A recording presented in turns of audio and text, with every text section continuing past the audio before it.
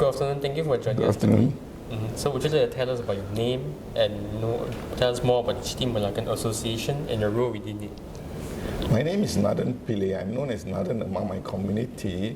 Pillay is actually merchant. It's a merchant class. Chitty Melaka Association was formed in 2008. I joined the association for the past 10 years, and I'm now holding the position of assistant treasurer. We have ordinary members who are Chitty Melakan and associate members, which includes Chinese, Malay, and any other persons who are not a Chitty Melakan. So, being a small community, how do you feel about being, in this small community in Singapore? Okay, being an Indian is already a small community. Being a Chitty Melaka Indian is a smaller community, So I was brought up in a big house with many Chitty Melakan community. My great-grandmother, grand-aunties, my aunties, my grandfather.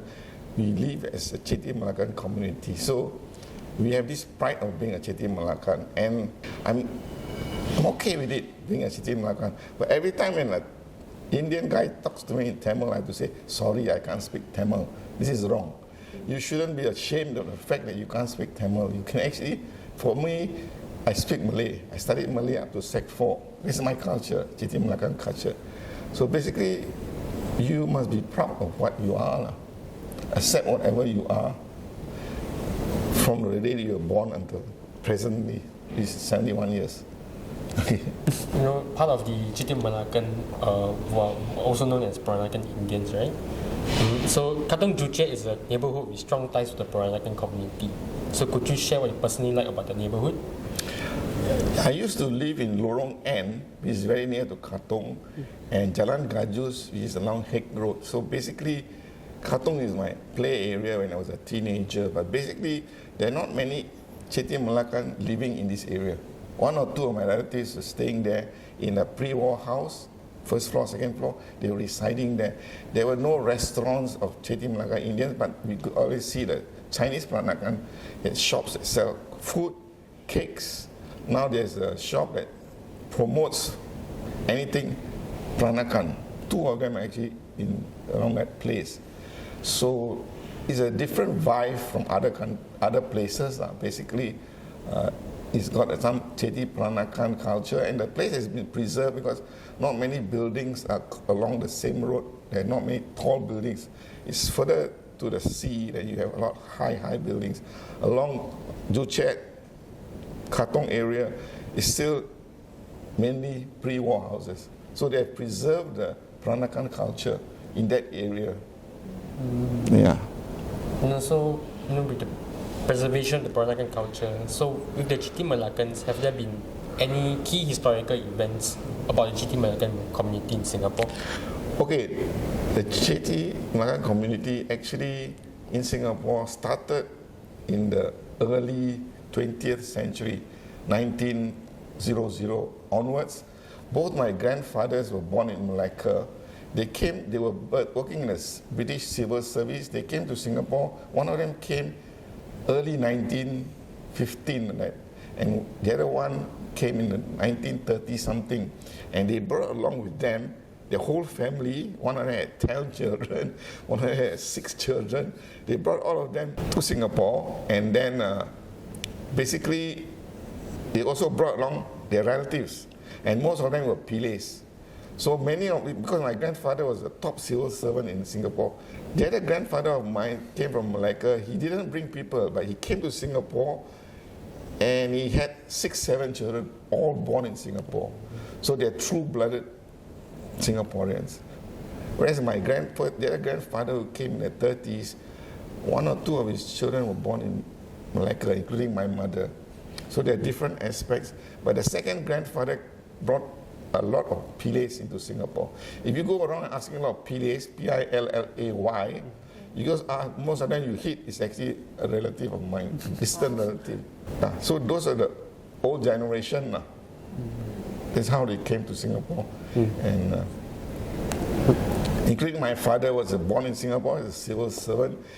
His brothers, 2 of his brothers were also civil servants. So they actually have this culture of serving the nation. Of course, last time we were serving the British to some extent, but once Singapore became independent, they continued serving Singapore as a country. Yeah. So we have this Pillay family in my grandfather's, they had this desire to serve the nation. So we are all very service-oriented to the nation, not to the people, but to the nation. They like to be civil servants. Yeah. I wanted to be a civil servant, but the government didn't want me. So what did you become? So I became a lawyer. I joined the Consumers Association of Singapore as an assistant director. I was there for 15 years. There's a sort of a civil service because you serve the consumers, right? So I was very, very happy at the Consumers Association of Singapore because it was part of the service. At the same time, from 1979, when first year of my work, I joined the grassroots, Residents Committee, CCC, Indian Activity Executive Committee, IRCC, which is now called, it's changed now, Circle. I joined the civil defense. So that was my way of serving the nation. I couldn't get into the civil government service. I was a grassroots leader, grassroots politician, right, to understand. None of my ancestors or descendants ever entered politics, put it that way. We were never in politics. We were more the serving kind of people. Yeah. Apart from like the contributions, I'm sure the Chitty Melakan community has contributed to the Singapore society and history as well. So would you like to talk about how Chitty Melakan community has contributed to the broader Singaporean society and history? My understanding is that S.R. the former president of Singapore, is a Chitty Melaka. You check with his wife. We check with his wife. Maybe his daughter will know about it. He was the one, after Dorai Singham came out with a book on Chitty Melaka, he encouraged our committee or us to form a committee. And that's why the association was formed. So our contribution most is actually through S.R. the highest ranking person, civil servant you can find in Singapore. And of course, my grandfather was a de facto Accountant General of Singapore, serving under the British. So how did he contribute to Singapore society? In a sense that even before Singapore society was formed in 1965, the Japanese came and was about to conquer Singapore. He was in charge of the treasury, and he was the one who burned all the money to prevent the Japanese from getting hold of the pounds and the money. And that was his legacy. We children, grandchildren, great-grandchildren look up to him as an example, very selfless, non-corrupt, sacrifice, didn't become kind of rich because of his work. So this is the kind of sacrifice that we contribute to our Singapore society. We are not money-faced. So most Chitty Melakan are not money-faced. How do we contribute to Singapore society? We are colorblind. We don't look at people as, oh, you're Chinese, you're Malay, you're Indian, we're all Singaporeans. We're colorblind. The biggest thing that we contribute is, which I hope you all will pick up, is that you must have an open mind. Okay? Don't be too inclusive. Encompass everything. Open mind. You must be open-minded. Accept things. Mix with people.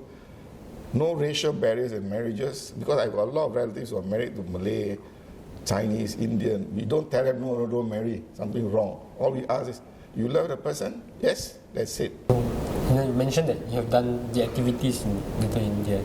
So, are there any places in Singapore other than Chitty Road in Little India where the Chitty Melakan heritage and the community has been recognized or honored?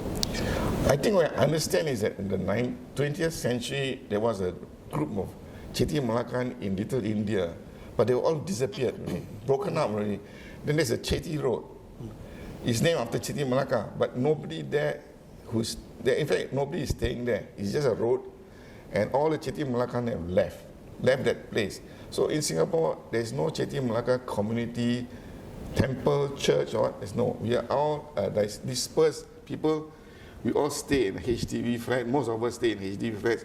The better well-off stay in a private house and all that. But there's no place in Singapore you can say, like in Malacca, you have a Malacca Chitty Melaka village. There's a village called Chitty Melaka village. We don't have such a village in Singapore. Yeah. Now we're moving on to the topic of culture and religion of the Chitty Melakans. So apart from Little India, we know of this Sri Senpaga Vinayaga temple on Ceylon Road. Does this place have any significance for the Chitty Melakans? And what other religious sites are significant for your community? Okay, basically, Vinayaga temple is along Ceylon Road, right? Yes. It means that it belongs to the Ceylonese Tamil. From Ceylon, Sri Lanka, from Ceylon, they settled in Singapore and then they built this temple. If I'm a Chitty Melakan, I will visit this temple also because I'm also a Chetti, sort of Peranakan Indian.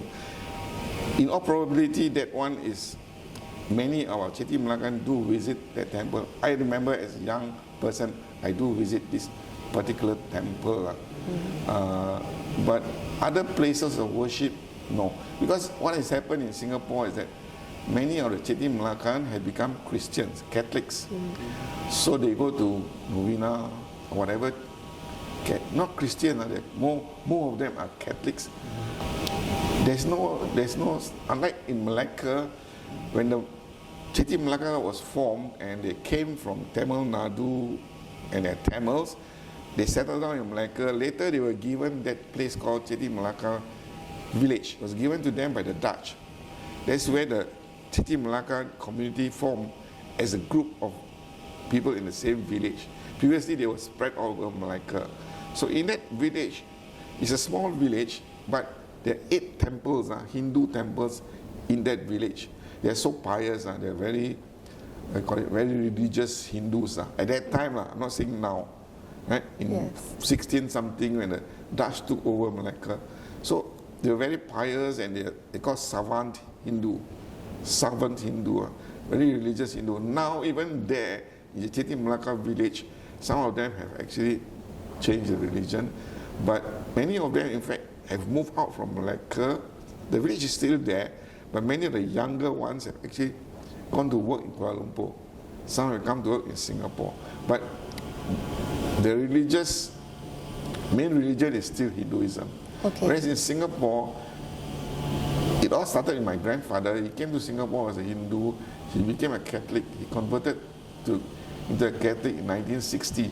Then many other people followed, all his children followed him, and many others followed. So because we are such an open people, becoming a Christian, becoming a Catholic, becoming a Muslim is not a big issue.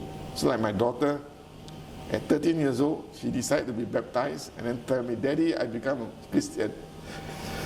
That's what she did to me, you know. Along the corridor of the HDB flat, she said, Daddy, I become a Christian. That shocked me, so I told her, okay, you become a Christian, fine, but please respect other religion, because I'm not a Christian. You've shared a bit about the Chitty Melakan community back in Malacca, but could you share about some cultural nuances between those in Malacca and those who have migrated down here to Singapore? So you've shared a bit about the religious nuances. You could also share about nuances in the food that you eat, the dressing, the way you guys dress. Yeah, okay. Basically, we just go simple one. A Chitty Melaka man usually will wear a sarong at home. Sarong. Okay. Good aircon, so they wear sarong. But my father also wore a sarong, but I never wore a sarong. Right? But then most of the clothes that we discuss actually during special occasions. During normal occasions, we are wearing Western clothes, or short pants and all that, right? But on occasions where you visit the temple or you celebrate the New Year, Deepavali, or you go to the temple, the man will wear this sort of thing called a kopia or talapa. Okay. It's not like a Is that the hat that you're wearing now? Yeah. Is that the hat that you're wearing? Yeah, it's called a talapa or kopia. It's different from the Malay songkok because the songkok is quite big higher up, okay. And our kopia is like this triangle here. Yeah.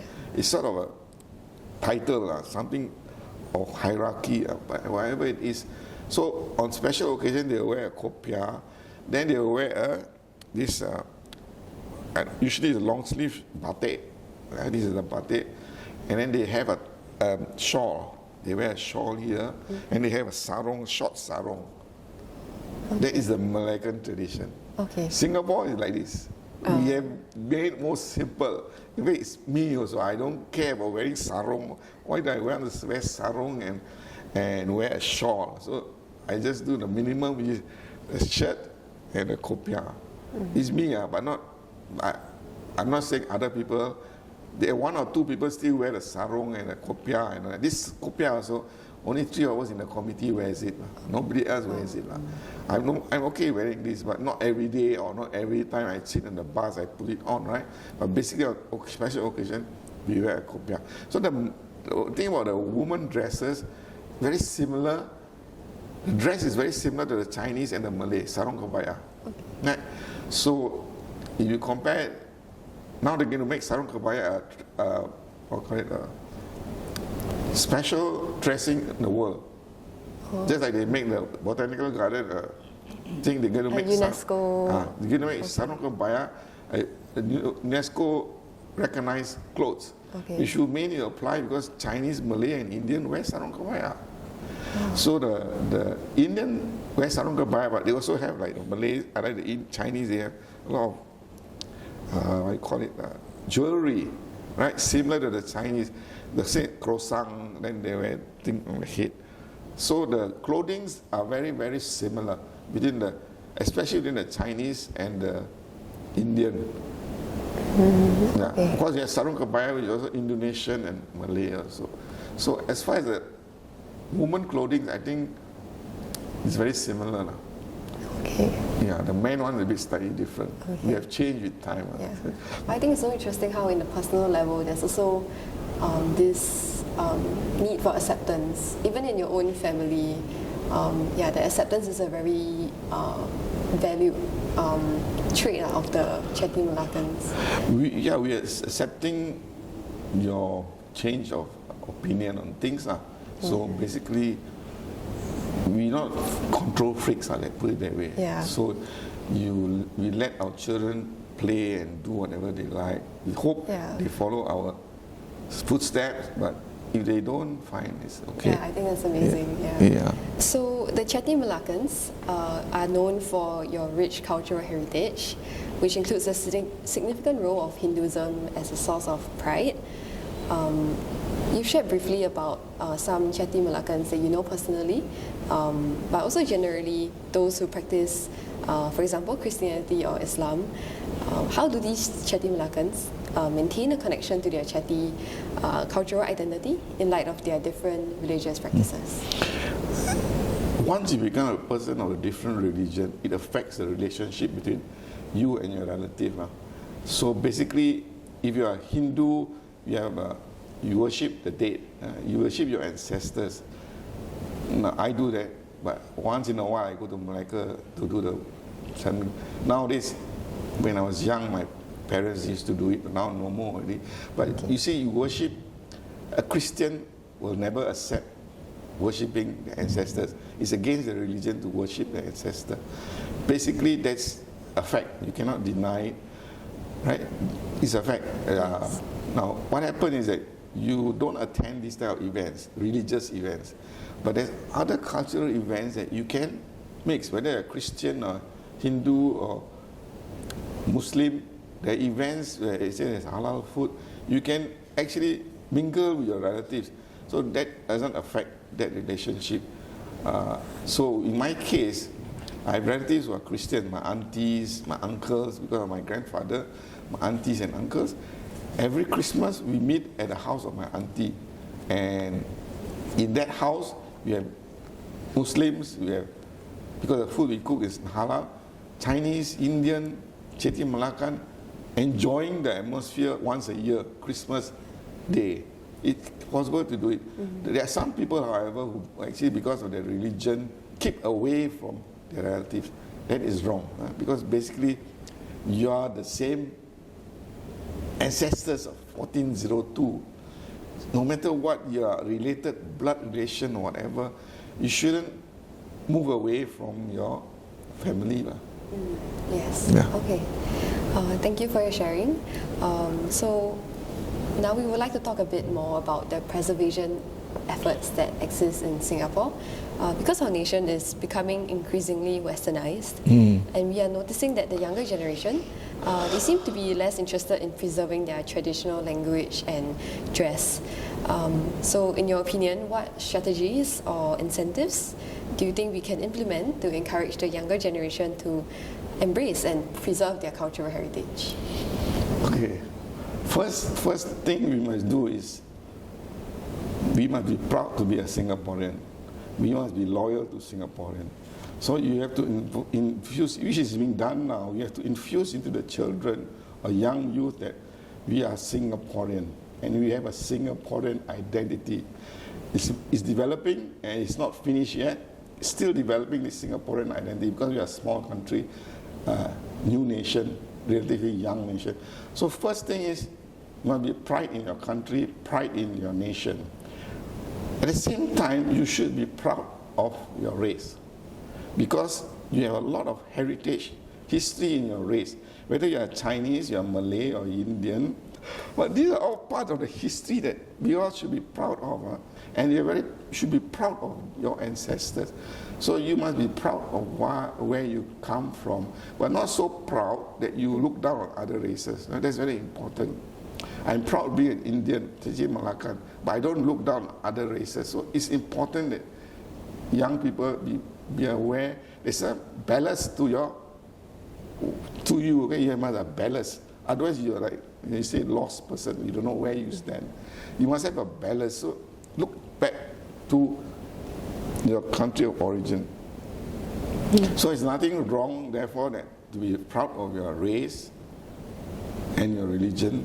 And the fact that you are also mixed race is fine, right? So you must be proud of where you come from, but not so proud so that you are loyal to that. So we are not loyal to China.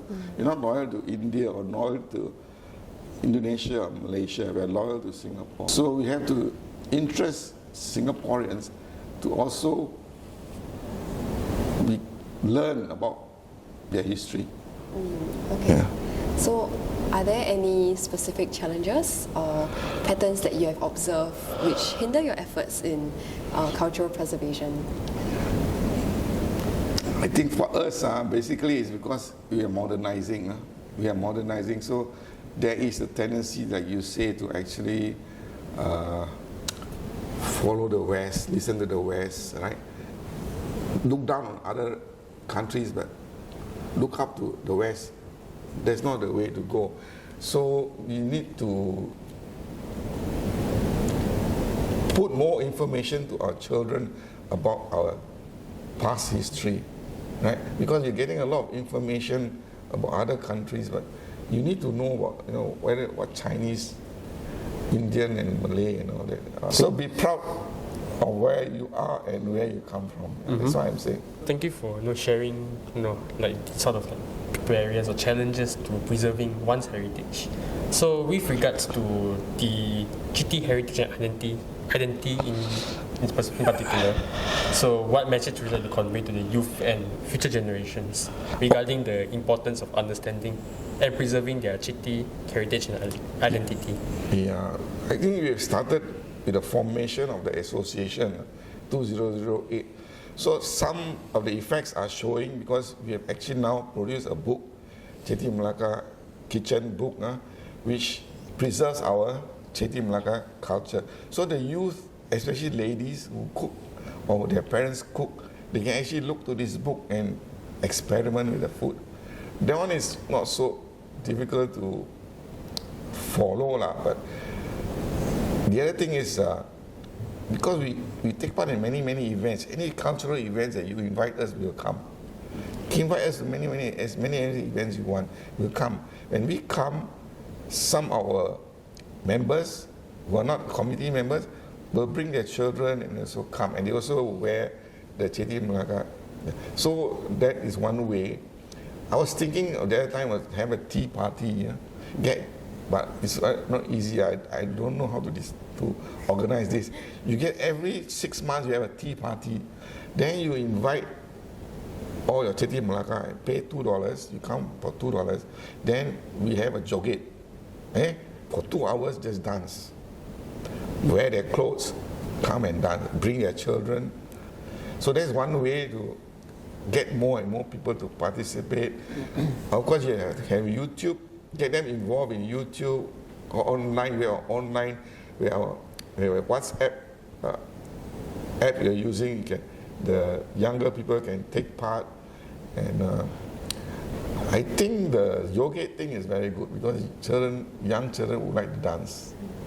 You let them dance, so you have more. Every 6 months, have a yoga party. No liquor, just Peranakan food, and then give some prizes, lucky draw prizes, and yeah. So that's one way. I think we need to have more publicity also for our people. But like I told you all, some people don't even know they are Chitty Melaka. Right? So we have to make people want to know that they are Chitty Melaka. Want to know, hey, what's this culture about? It's something that have to work in progress, which more and more publicity. You find that sometimes the Straits Times will write about us, about the book. It came out, the Straits Times came out a book about Chitty Melaka book, other cultures, other parts of our culture. So we hope that because of this, more and more young people and Chitty Melakan people will know about this culture. No, so regarding the youth, so how can today's youth, both the Peranakans and non-Peranakans in general, actively engage with and contribute to the preservation of Peranakan heritage itself? Because, as you know, the increasing modernization of Singapore, there might be barriers, you could say maybe barriers, to preserving Peranakan heritage and culture in general. Yeah, as you mentioned just now, so you need them to be aware of their culture, be proud of their culture, be interested to know of history. Well, I'm a history student. Be aware of your history. Where do you come from? Right? These are things that maybe we need to change the mindset of the young people. Be more inquisitive rather than about making money. I think some of them are doing that. They are thinking not making money, but how do I live a more useful life? How do I live a more fulfilling life? Right? So you pass this message to them. Be fulfilling. To live a fulfilling life, you need to be aware of your history. Not only in Singapore, but from where you came from. Thank you very much for your sharing, Mr. Pillay. Okay.